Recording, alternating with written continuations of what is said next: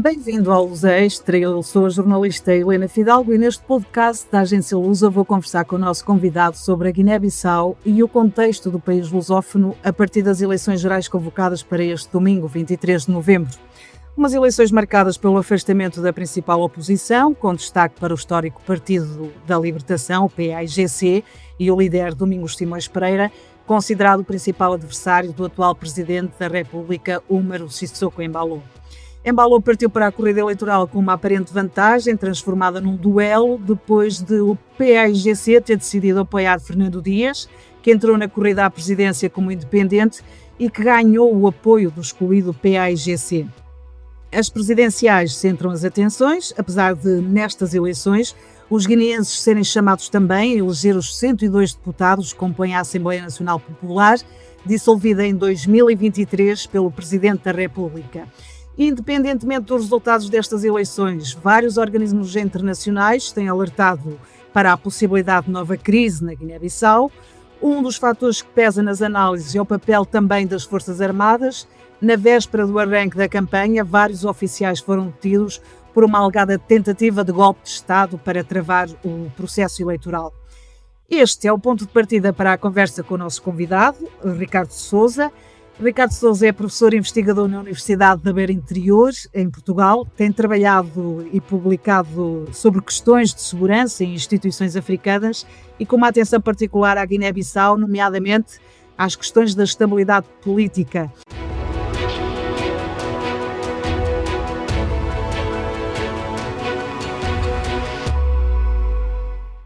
Ricardo Sousa junta-se a nós neste podcast a partir de Atlanta, nos Estados Unidos, onde se encontra a trabalho.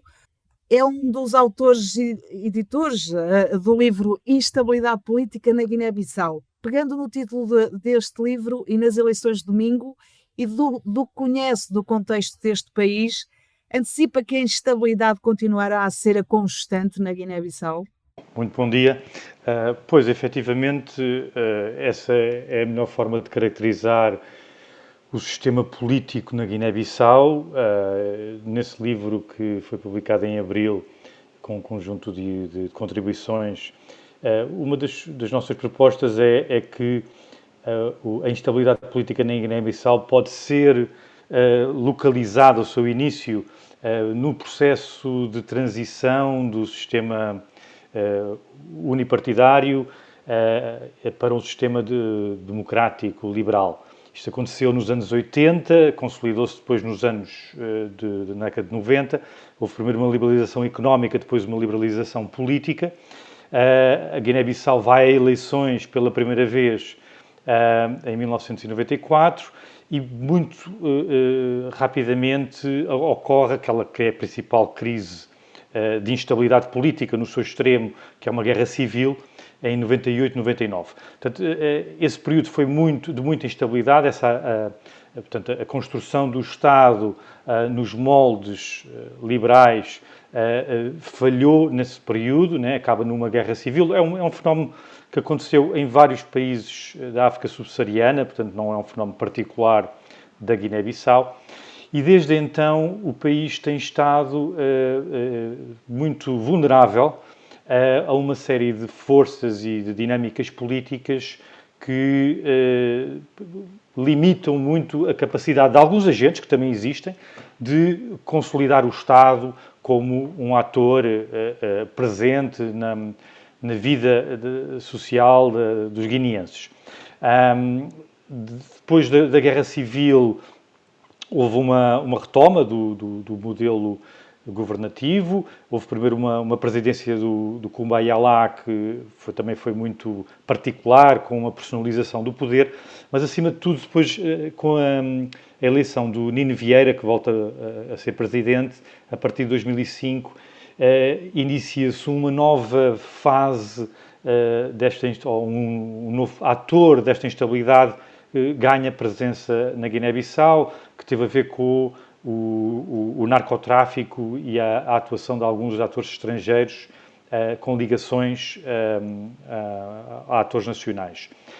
Isso inaugura ali um período de 10 anos, de 2005 até por volta de 2014, 13, de grande instabilidade política, onde vimos naquela altura alguns das ações mais violentas politicamente, com o envolvimento das Forças Armadas. Portanto, as Forças Armadas é aqui também um ator desta instabilidade.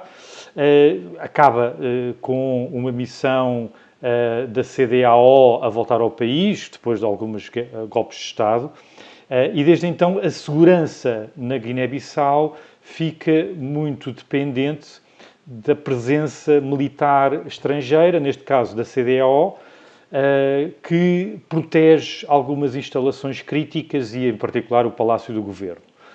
Portanto, é uma instabilidade política que não é, como é que eu digo, não é da sociedade, não é um fenómeno generalizado de conflitos comunais na sociedade guineense, é um fenómeno de instabilidade ao nível das elites políticas da Guiné-Bissau.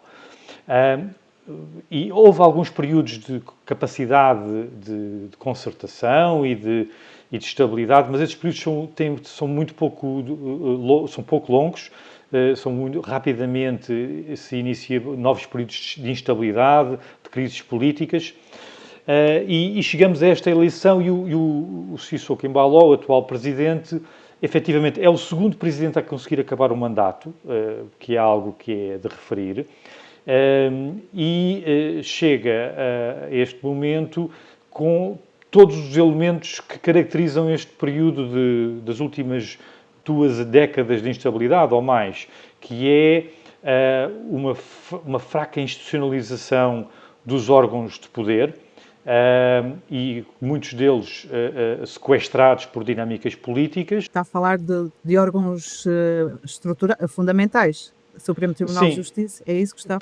Exatamente. Portanto, o Supremo Tribunal de Justiça, a Comissão Nacional de Eleições tem tido um papel bastante reconhecido de imparcialidade em eleições anteriores, é um caso à parte, mas sim, o Supremo Tribunal de Justiça, o Parlamento tem sido constantemente suspenso pelo Presidente sempre que há um conflito entre a Presidência e o Executivo, que é suportado no Parlamento, é um sistema semipresidencial, e o que tem sido prática, no fundo, é uma leitura da Constituição pelo Presidente, sempre em seu favor, no fundo, a reclamar poder executivo para o Presidente, algo que os principais constitucionalistas consideram que é uma interpretação excessiva da Constituição, e isso, mesmo quando o Presidente e o Primeiro-Ministro são da mesma cor política, vêm do mesmo partido,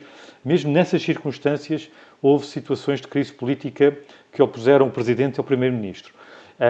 E, portanto, é uma dificuldade na distribuição de poderes.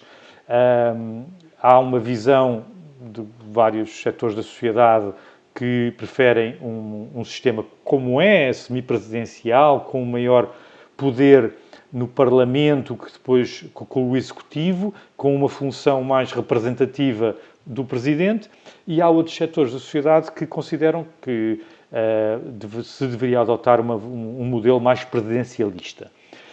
E essas diferentes visões recorrentemente chocam, ou mesmo em iniciativas legislativas, que depois não vão avante, ou por outros mecanismos, ou seja, o Presidente dissolve o Parlamento quando considera que está a perder o controle sobre determinados processos políticos que considera críticos. E, portanto, o Sissoko Embaló, o atual Presidente, chega ao governo com essa estrutura, não perpetua esse tipo de práticas, portanto, se não estou enganado, já se dissolveu o Parlamento 2 vezes. 2 vezes, sim. Pronto. E uma foi exatamente por uma discordância em relação à reforma constitucional, exatamente este ponto que eu acabei de referir, portanto, quando a oposição depois venceu as eleições com maioria, novamente dissolveu o Parlamento, associado a uma suposta tentativa de golpe de Estado ou de instabilidade política, à revelia daquilo que está definido pela Constituição nessa altura. Portanto, há uma falta de reforço das instituições. As instituições estão detidas pelos atores políticos e chegamos a estas eleições com esta debilidade do Estado para ver como é que vai ser o resultado eleitoral. Há aqui Mas porquê é que o senhor... Sim. Porquê é que o senhor... A que é que atribui esse cenário que acabou de descrever, essa confrontação permanente entre o poder executivo, o legislativo, o poder presidencial? A que é que atribui? Porque é que há essa necessidade permanente que fala do poder concentrado? Pronto, como sabe, a Guiné-Bissau é um país com muito baixo rendimento, portanto, um PIB per capita muito abaixo da média, inclusivamente dos países da região. Ou seja, é um país com poucos recursos e que tem um sistema que foi montado também após a independência, portanto, caracterizado pelo neopatrimonialismo, ou seja, o sistema governativo é suportado por redes clientelares que acedem a rendas ou mecanismos de receita concedidos pela sua ligação ao Estado, né? Portanto, portanto, torna-se essencial o controle do Estado. O Estado, que é débil, é fraco, é praticamente inexistente para a população nesse aspecto, né? Controla, acima de tudo, a relação exterior e depois licenças de exploração de alguns recursos portanto, é um recurso escasso que depois tem que ser repartido por essa elite que ganha a sua legitimidade na sua capacidade de redistribuição desses escassos recursos por grupos de apoio. Isso significou que, recorrentemente, por causa das crises económicas, inclusivamente, que têm ocorrido, tem havido dificuldade de encontrar recursos suficientes para a distribuir. Eu vou lembrar que a Primeira Guerra Civil, a primeira e única, mas a Guerra Civil de 1998, ocorre em consequência de um processo que estava a ocorrer, de tráfico de armas das Forças Armadas para os rebeldes de Casamance, portanto, até mais económico do político, essa iniciativa, portanto, novamente estamos a falar da apropriação de recursos ilegalmente por elementos do Estado. A atuação que eu já referi aqui, do narcotráfico, também ocorre muito nessa perspectiva, portanto, a Guiné-Bissau é um ponto de transbordo para a Europa, acima de tudo, portanto, não é um lugar de produção e, portanto, tem muito a ver só com essa renda que se consegue gerar de criar ali uma passagem segura para esse tráfico. Outra crise que ocorreu também, mais recente, de 2015, também teve a ver com uma disputa que, na altura, entre o Presidente e o Primeiro-Ministro sobre quem é que iria gerir o pacote de ajuda que, na altura, foi aprovado para a Guiné-Bissau, juntamente com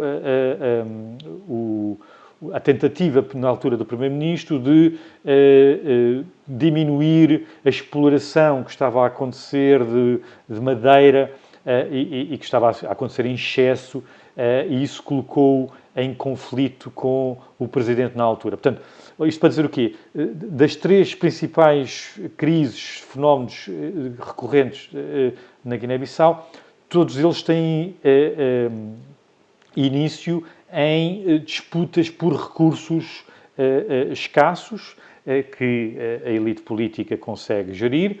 Não foram divergências profundas políticas no sentido menos materialista do termo, apesar da política ser sempre... Não há aqui uma questão ideológica, é isso que está a dizer? Não, há de haver, a política é sempre uma questão também de distribuição de recursos, né? Por diferentes grupos e decidir politicamente como fazer. Mas deixámos de lado, por exemplo, a divergência ideológica que aconteceu muito noutros países da África subsaariana, da Guerra Fria, por exemplo. Isso não foi um fenómeno na Guiné-Bissau, de uma divisão entre um campo socialista e um campo capitalista, com diferentes visões sobre a organização social e política e económica do país. E tem-se focado sempre estas dinâmicas de conflito muito na questão da distribuição dos recursos e do acesso ao Estado para conseguir essa redistribuição dos recursos. E segundo o seu, se eu bem interpreto o que o seu professor está a dizer, é isso que gera um conflito, uma luta permanente entre a tal elite de que falou pelo poder. Sim, juntamente com uma dinâmica que tem sido de o vencedor fica com tudo, o winner takes it all em inglês, portanto, uma falta de capacidade para uma negociação política mais alargada. Houve alguns momentos em que se tentou essa concertação mais alargada, de uma lógica de uma aliança de vários partidos, etc., mas essas dinâmicas políticas nunca conseguiram prevalecer durante muito tempo e houve sempre... normalmente, cá está, é um presidente que procura chamar para si esses poderes. Aconteceu com o José Mário Vaz, agora está a acontecer com o Sissoko Embaló, de concentração de poder na presidência, e que isso depois há uma reação da parte das forças parlamentares, do resto dos outros partidos representados no Parlamento, que reclamam aquilo que está constitucionalmente previsto, que é um papel para o Parlamento e depois um executivo suportado no Parlamento que gera o dia-a-dia do país, né, da economia do país. Sr. Professor, como é que isso se resolve em África, concretamente na Guiné-Bissau, com esta ambição que se nota da concentração de poder, aquilo que alguns já chamam a ditadura democrática, para conseguir estabilidade, ou é possível uma democracia, à luz daquela que nós conhecemos e falamos na Guiné-Bissau, com separação de poderes? Bom, é assim, cá está. Esta construção do Estado liberal, que se iniciou nos anos 80 na Guiné-Bissau, tem construído alguns elementos essenciais do Estado de Direito com a separação de poderes. E houve, em alguns momentos, um funcionamento desses pesos e contrapesos que funcionam num Estado liberal ocidental que nós conhecemos. Agora, na Guiné-Bissau, essas instituições nunca conseguiram ganhar as raízes suficientemente profundas para depois serem imunes a indivíduos ou a movimentos políticos que possam querer pôr em causa essas instituições. A guerra civil, efetivamente, quebrou muito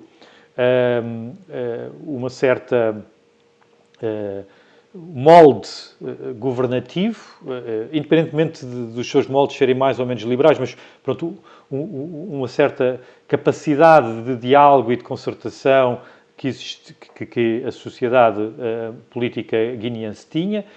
Não podemos esquecer, por exemplo, todos os políticos, os grandes principais políticos agora que estão a concorrer às presidenciais e os principais partidos que já assumiram peso na governação ou no Parlamento na Guiné-Bissau, são todos fruto do partido PAIGC. Portanto, há aqui alguma homogeneidade política na construção desta elite. Depois existe, pronto, uma diversificação, uma heterogeneização que ocorre, mas havia na sua gênese uma forte unidade política que ainda é uma referência para os atuais líderes políticos, apesar de, como referiu, pela primeira vez o PAIGC não vai a eleições como partido e com o seu candidato. Como é que o seu professor interpreta isso? Era isso que lhe ia perguntar. Como é que interpreta é esta exclusão daquele que foi o partido único até ao multipartidarismo. Como é que interpreta esta exclusão do PAIGC para o cenário político da Guiné-Bissau? Pronto, é assim, efetivamente o atual presidente Sissoko Embaló foi eleito numas eleições contra o Domingos Simões Pereira, líder do PAIGC, com um resultado que os observadores nacionais e internacionais consideraram que expressava a vontade popular. Entretanto, essa vontade popular parece ter mudado quando, nas eleições em 2023, portanto, decorrentes de uma dessas dissoluções do Parlamento, a oposição vence as eleições contra aquilo que era o partido de apoio do presidente, que é o Madame G15. A oposição, na altura, tinha-se, liderada pelo PAIGC, pelo Domingos Simões Pereira, tinha-se constituído numa aliança alargada, cá está, da plataforma de aliança inclusiva, Terra Arranca. E eu penso que a partir daí, 2023, em junho, a percepção do Presidente é que, eventualmente, poderá não ter garantida uma eleição nas urnas, livre e justa, digamos assim. E, portanto, a partir desse momento começou um processo, quer dizer, não foi exatamente aí, mas intensificou-se um processo de uma hostilidade à oposição acentuada. Não é? Este Parlamento acabou por ser dissolvido, por exemplo, em dezembro do mesmo ano, em 2023, no que, naturalmente, a oposição considerou um golpe de Estado constitucional. Foi a caracterização na altura do Domingos Simões Pereira. E desde então tem havido uma perseguição daquilo que são os órgãos de direito, de direitos humanos, de imprensa livre no país. Inclusivamente, o caso mais recente foi em agosto de 2025, que os órgãos de comunicação social portugueses foram expulsos do país.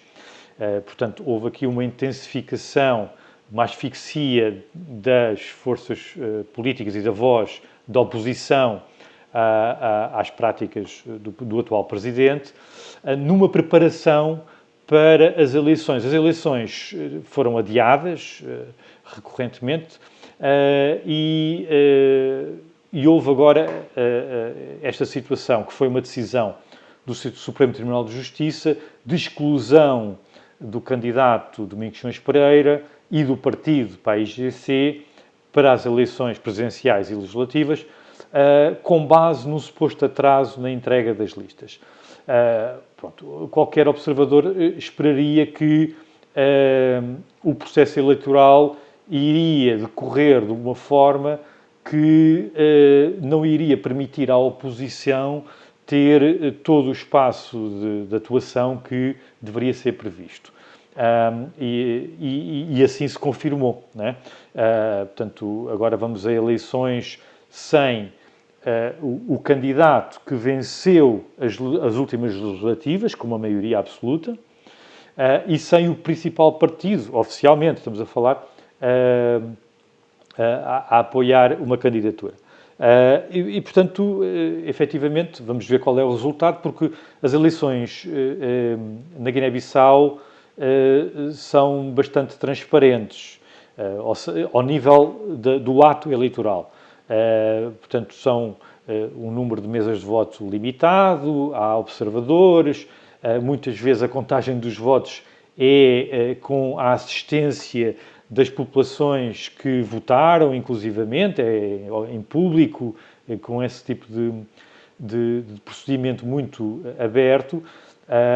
E, naturalmente, vamos ver, e há um conjunto de observadores eleitorais, mesmo nacionais, que penso que vão escrutinar com cuidado todo este processo. Portanto, eu acho, não vamos já fazer aqui uma previsão, porque podem ser surpreendentes os resultados, como aconteceu no passado, mas naturalmente, isto limitou significativamente o potencial da oposição de se apresentar às eleições, não é? Por o facto de ter sido excluída destas eleições. Sr. Professor, muito obrigada por nos ter ajudado a fazer este contexto sobre a Guiné-Bissau e o atual momento político. Até uma próxima oportunidade. Uma produção da agência Lusa, disponível em lusa.pt e nas plataformas de podcast.